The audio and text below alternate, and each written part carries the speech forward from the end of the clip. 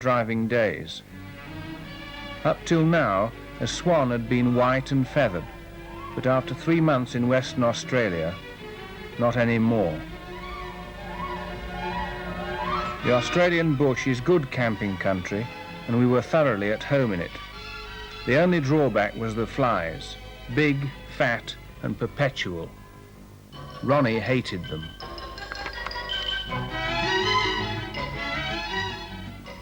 One meets all sorts in the bush, from lizards to poodles.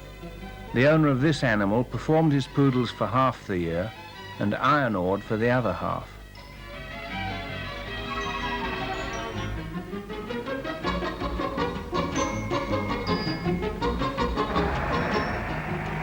From Perth, we crossed the Nullarbor Plain to Adelaide, a journey of over 2,000 miles. We sailed from Adelaide for Aden on the Ixion, under the command of Captain Pilcher, and had a much-needed 10 days respite, in which Stephen and I wrote over 140 administrative letters.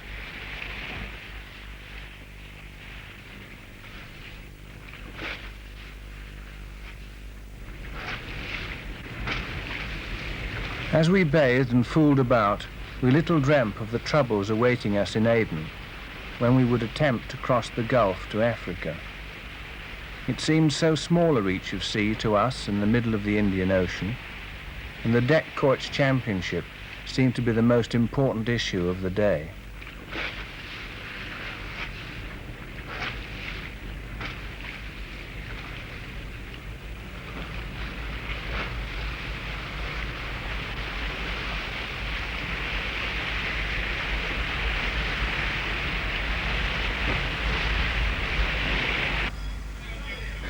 We were a day late arriving in Aden, and because of this, missed a ship called the Lam Sun, which later sank in the monsoon seas with only 4 survivors. We made several wretched attempts to cross the Gulf of Aden. We are here loading onto a ship of 150 tons, using gear that was barely fit to lift a few sacks of rice.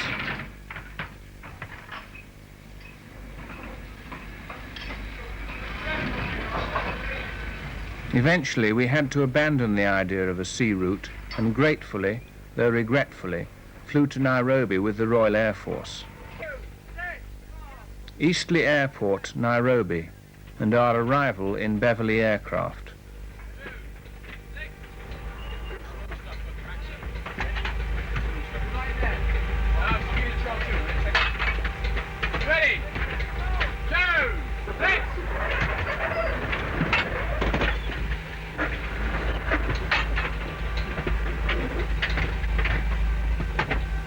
We were to establish a base camp near Nairobi, and from here work toward 3 objectives. The first, the game reserve of Amboseli and the Ngorongoro crater. The second, the national park in Uganda, and finally, the mountain Kilimanjaro. The King's Regiment generously provided our base camp and was a most helpful host. We journeyed south into Tanganyika and spent 10 days in the national park near Lake Manyara.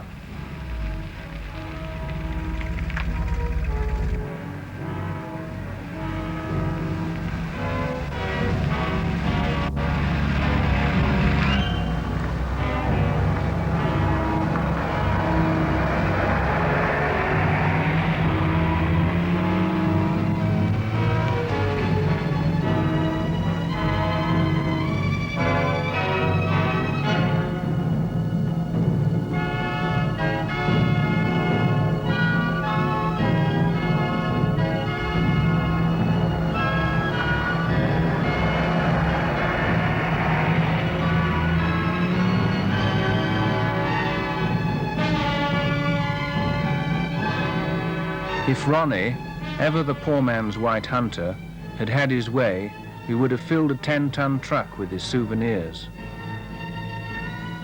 We were loath to leave this fascinating place, but we now journeyed northwest into Uganda and on to Para village on the Victoria Nile. Our plans had to be changed perforce because of the political events in the Congo, and it was decided that we would have to return to Nairobi after our stay at Para instead of running the gauntlet towards Paulis in the Congo and so to Nigeria.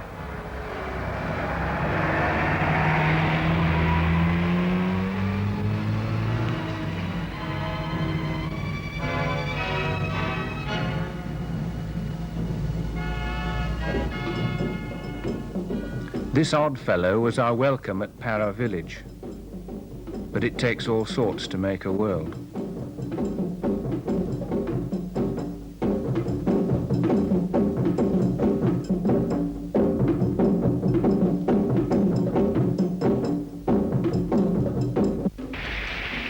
From the village of Para, we made a launch trip up towards the base of the Murchison Falls in order to see the game on the river banks.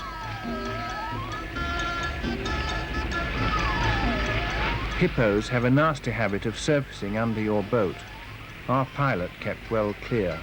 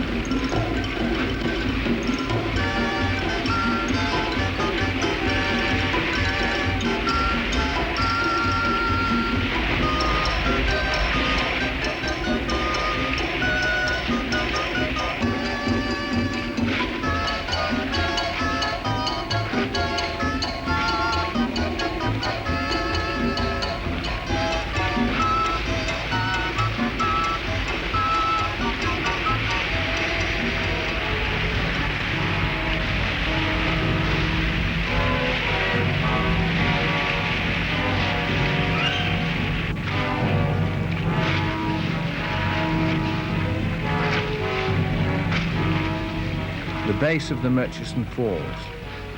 It was in order to travel around to the top of these falls that, next day, we took this rather quaint ferry.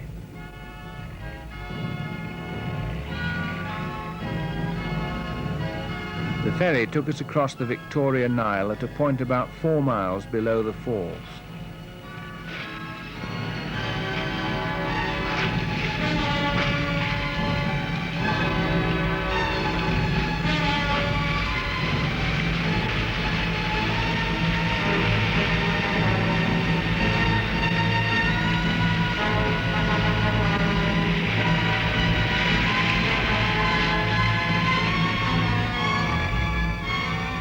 Such simple events as driving off a ferry always held a certain amount of drama, which it may be difficult to understand.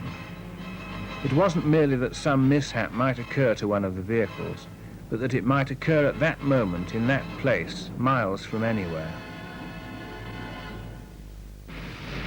The Murchison Falls are a wonderful and frightening picture of water force.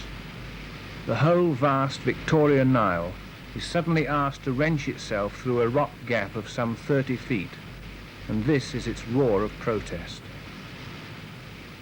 It was bewildering.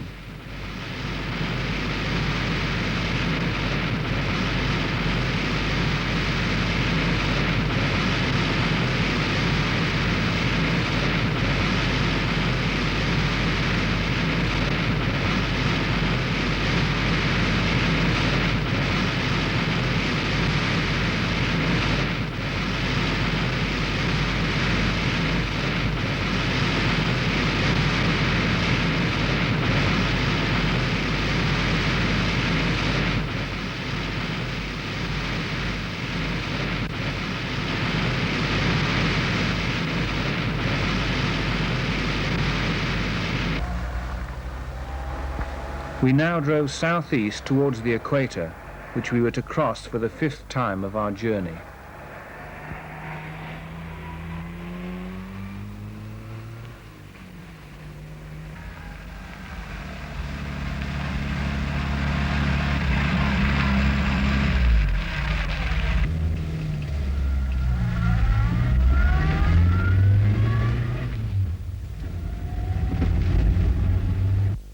We were now headed for our 3rd and final objective, which stands on the border of Kenya and Tanganyika and towers to a height of almost 20,000 feet, the mountain Kilimanjaro.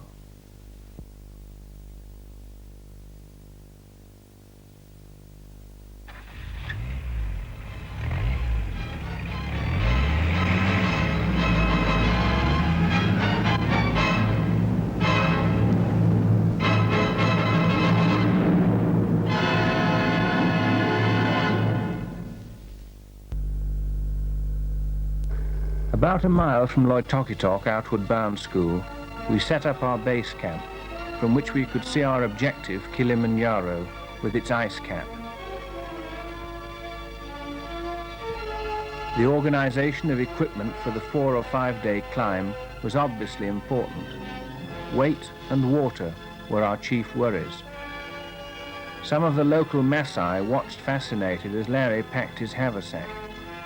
Thin, tall people who always carry spears, these herdsmen were fighting with a rival tribe 2 days after these shots were taken. But we had little time to lose, and we left early the next morning. Because of weight, I was advised by the outward bound school to leave the cine camera behind during the climb. These stills show us at the upper limit of the tree line.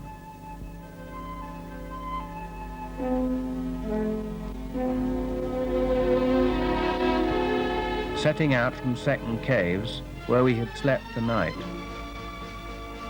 On the steep scree ascent during the assault. Gilman's Point at the summit.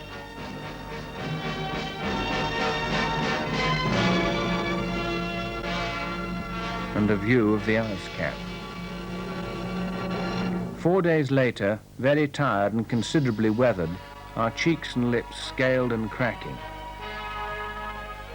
5 of us reached the summit. The others, suffering from altitude sickness, were compelled to descend. This old woman seemed to have less trouble with her great load than we had merely with our haversacks.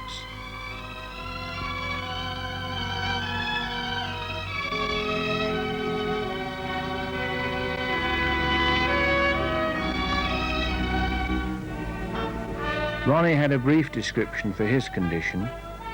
Ian longed for beer we didn't have. I felt like Ronnie, and Ronnie reaffirmed his feelings. We found this fellow at Camp 2, suffering from altitude sickness. With the climb behind us, we left Loitokitok to hasten through the NFD, Northern Frontier District of Kenya, and into Ethiopia.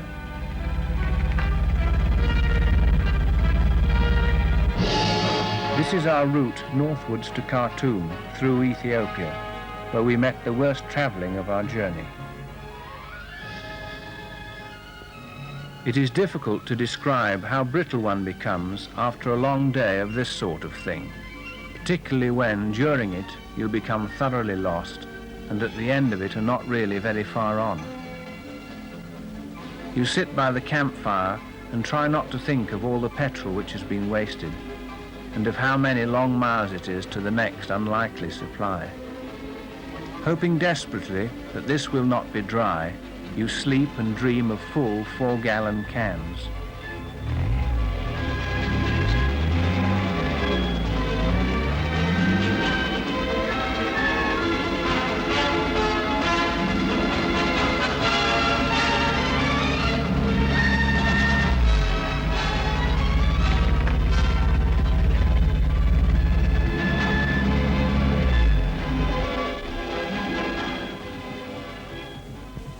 At this oasis of Wuchili Wells, we saw many herds of cattle, goats and other animals, each herd patiently waiting its turn to descend the culvert to these extraordinary man-powered wells.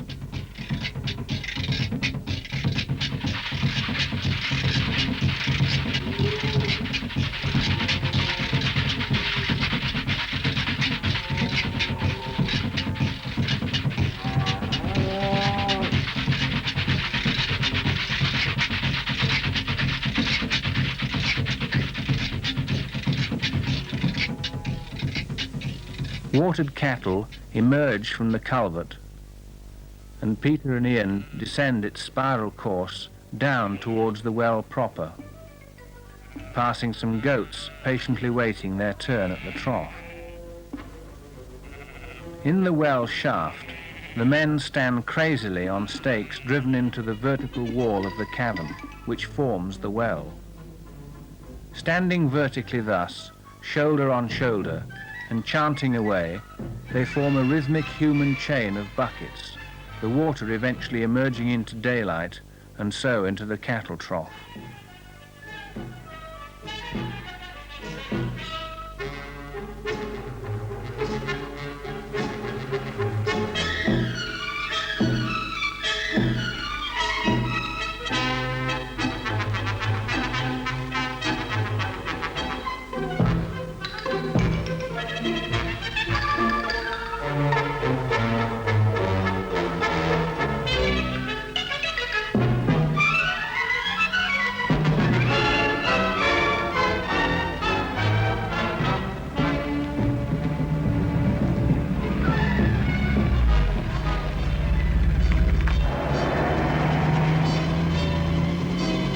On terrain such as this, something is obviously bound to give sometime.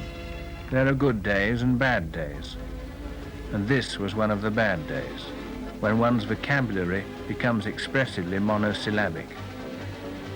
The springs which we now had fitted to the rear axle were heavier than normal. This was the beginning of the end of our fifth spring. We were now headed for Addis Ababa, where there would be pumps with petrol in them, taps from which water flowed, and we might even find a bath and some beer.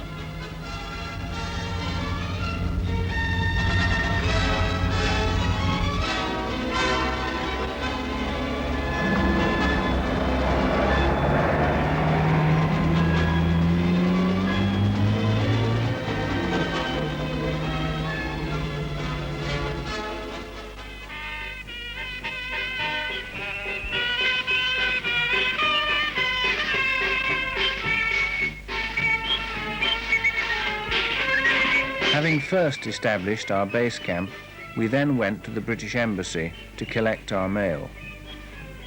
There we heard about a Coptic church celebration, and that night I was able to film this extraordinary event. His Imperial Majesty Haile Selassie, Lion of Judah, was soon to arrive.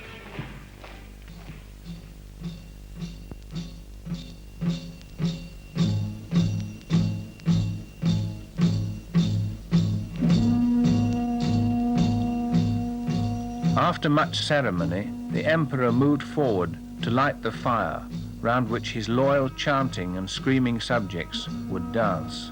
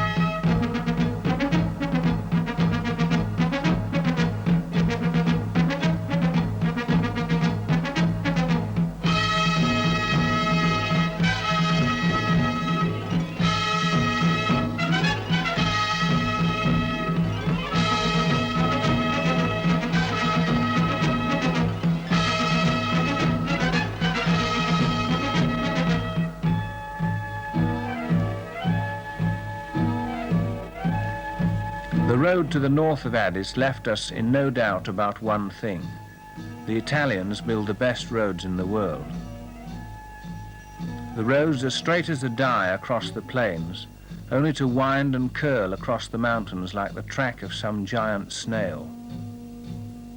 The landscape changes rapidly, maize fields to barren mountainside and back again. It is hot by day and cold by night because of the altitude.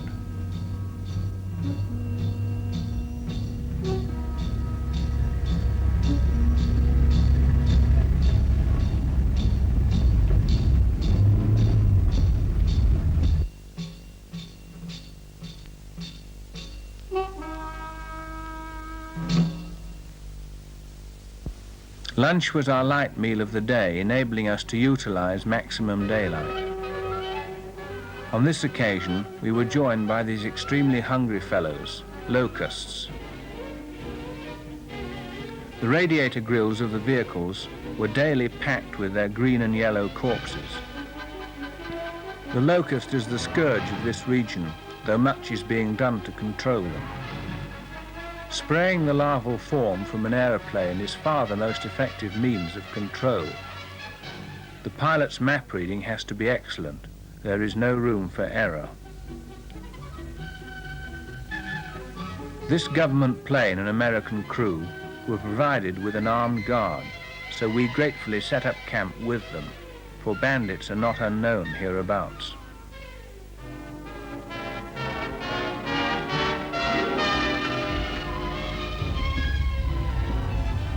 We were now to leave the mountains of Ethiopia and passed westward towards the deserts of eastern Sudan. We ran a half shaft and were compelled to stay here for 4 days. Having abundant water, Dobie was obviously a must. Stephen Fox and John Devine set to. By a quite extraordinary chance, we managed to acquire the correct-sided half shaft from a government vehicle which had crashed the day before our arrival. Having failed to knock through the broken end, we finally stripped the differential.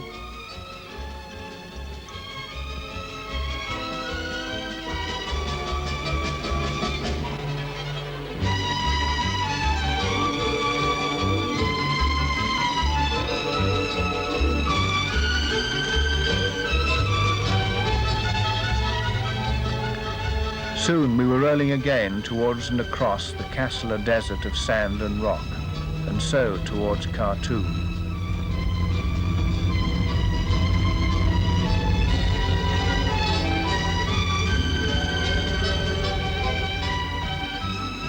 Our route from here lay northwards across the Nubian desert and thence by the Nile to Cairo, and our journey through Abyssinia was over.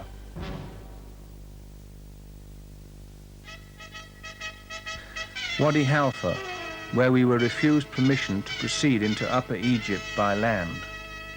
We had to use the River Nile. We were stuck at Wadi Halfa for 6 days.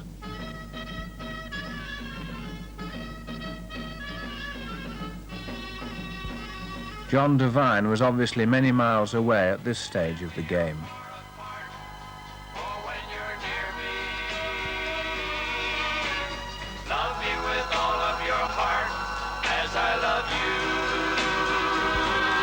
Larry and Ian repaired the steering box, which had been severely punished by the patches of drift sand, which suddenly gripped the wheels like a giant vice and slow trucks from 40 to a grinding halt within a few yards.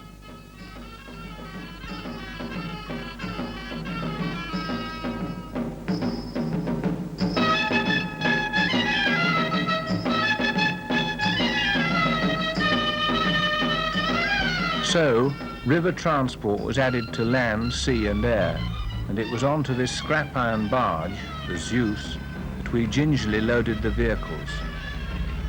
The barge looked very top-heavy.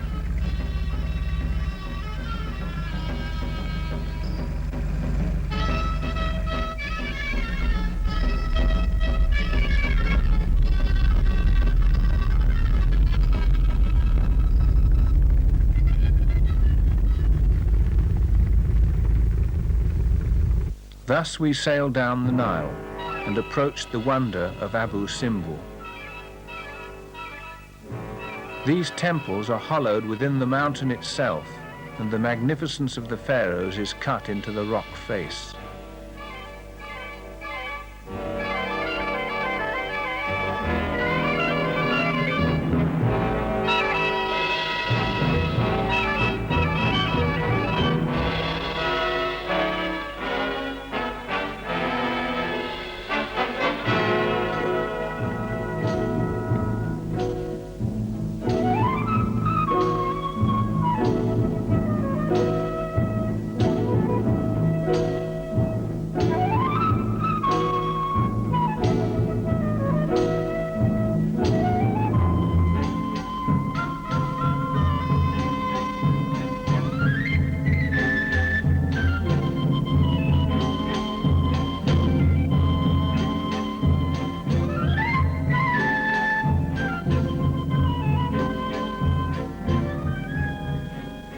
Feeling very insignificant on our scrap iron barge, under the shadow and enormity of these temples, we continued down the river towards Chilal and Luxor. The business of unloading at Chilal was nightmare work.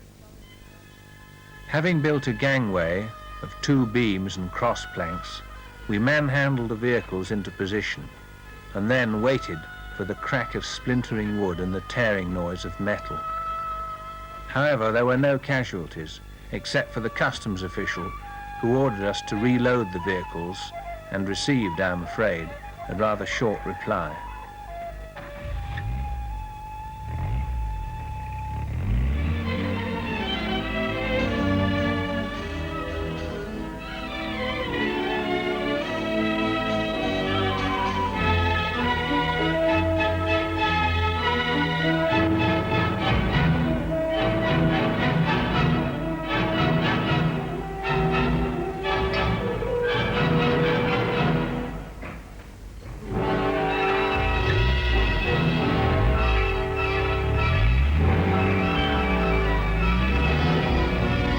The desert journey from Khartoum had been exhausting, and we looked forward to a rest in Cairo.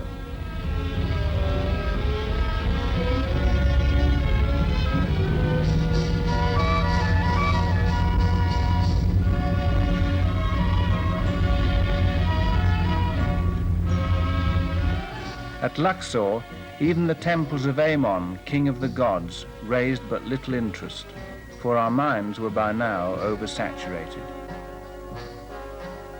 Here we met the usual gentlemen who tried to sell us postcards, camels, and finally the temples of Luxor themselves.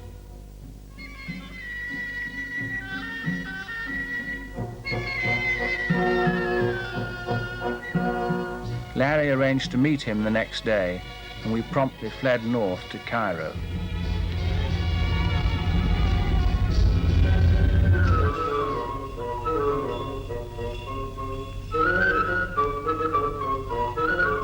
After the Suez affair, the embassy had been demoted to a mission, and we were permitted to utilize the gardens. These included a swimming pool, and we could hardly believe such luxury. Still within the embassy compound, we were permitted to camp in this yard, for which we were most grateful, for camping in or near Cairo would be quite impossible.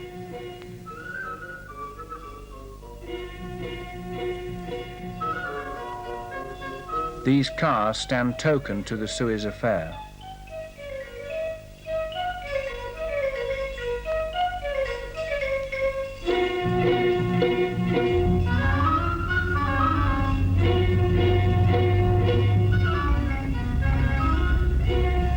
We now turned westward and drove into the desert via the pyramids at Sahara City.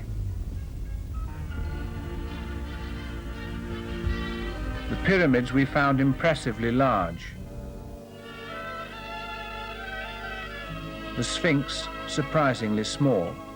Even the inscrutable smile seemed to have worn off. We paid our money for the usual camel ride that each might for a moment become a poor man's Lawrence of Arabia.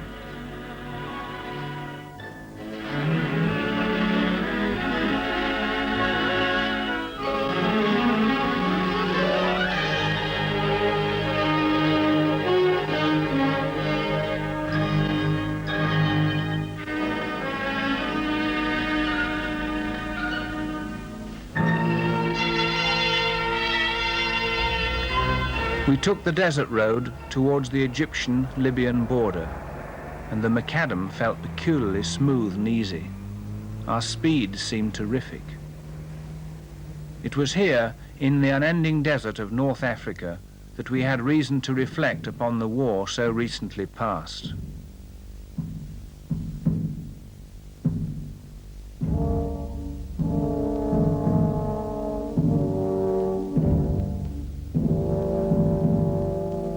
For a young soldier of today, it was moment enough to pause and consider the sad futility of war.